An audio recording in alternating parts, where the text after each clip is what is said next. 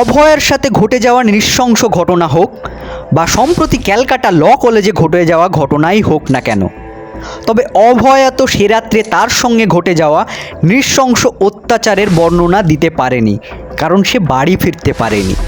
সে বাড়ি ফিরতে পারেনি বলা ভুল হবে, কারণ তাকে তো ফিরতেই দেওয়া হয়নি।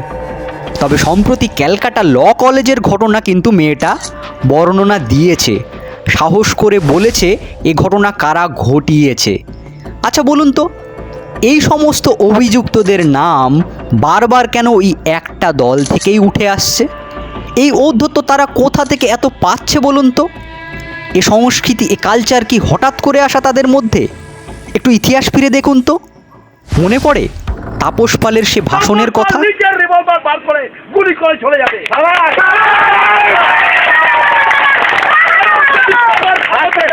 তাপস পালকে আটকে দেখো, একটা লোকের গায়ে হাত পড়লে তার বাড়ি এখান থেকে ভেঙে চৌপাট করে দেবে তাপস পাল।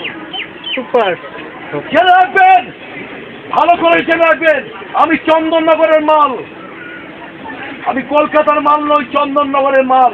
রংবাজি তাপস পাল করেছে, তার নাম তাপস পাল।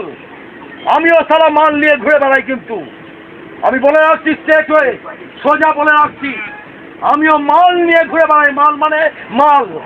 কারোর গায়ে যদি হাত করে এই চৌমাহা ধরে তাদের গোষ্ঠীকে গুলি করে আমি চলে যাবো। তাদের গোষ্ঠীকে গুলি করে তাপস পাল চলে যাবে। এই ক্ষমতা আমাকে আল্লাহ দিয়েছে, আমি মায়ের দুধ খেয়েছি, তাদের গোষ্ঠীকে আমি যা তা করে চলে যাবো। আমার ছেলেদের তিনি ভরা মঞ্চে বলেছিলেন ঘরে ছেলে ঢুকিয়ে দেব। বাকিটা আর বলছি না, কারণ বাকিটা মুখে বলার মতো নয়, আপনারা সকলেই মনে রেখেছেন।